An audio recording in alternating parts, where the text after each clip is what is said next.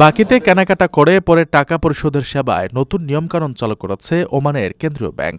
আর্থিক খাতের দ্রুত পরিবর্তনের সঙ্গে তাল মেলাতে এবং পুরো ব্যবস্থাকে আরও সুশৃঙ্খল করতেই এ উদ্যোগ নেওয়া হয়েছে। এর মাধ্যমে গ্রাহকেরা যাতে স্বচ্ছভাবে এই সেবা পান তা নিশ্চিত করতে চায় ব্যাংকটি। এ ব্যবস্থায় ক্রেতারা তাৎক্ষণিকভাবে কোনো পণ্য বা সেবা কিনে পরে শর্ত অনুযায়ী কিস্তিতে এর দাম মেটানোর সুযোগ পান। সাধারণ মানুষের মধ্যে এই সুবিধাটি দিন দিন বেশ জনপ্রিয় হয়ে উঠছে। আর এ কারণেই নতুন এই আর্থিক সুবিধার সঙ্গে গ্রাহকদের নিরাপত্তা ও বাজারের স্থিতিশীলতা বজায় রাখতে একটি সুনির্দিষ্ট নিয়মকানুন তৈরি করা খুব জরুরি হয়ে পড়েছিল।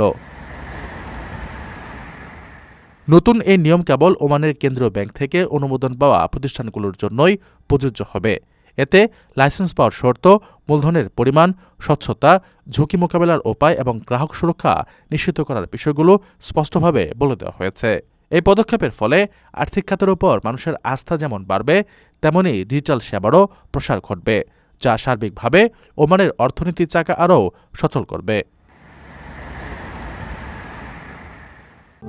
প্রবাসীদের জন্য নির্মাণ হচ্ছে দেশের প্রথম স্মার্ট সিটি, যেখানে থাকছে স্কুল, মসজিদ, হাসপাতাল, সুইমিং পুল, হেলিপ্যাড, পাঠাগার, জিম, সুপারমার্কেট, শিশু পার্ক সহ সকল নাগরিক সুবিধা।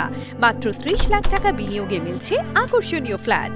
প্লাটিনাম ইনভেস্টরদের জন্য ঢাকা বিমানবন্দরে ভিআইপি প্রোটোকল সুবিধা।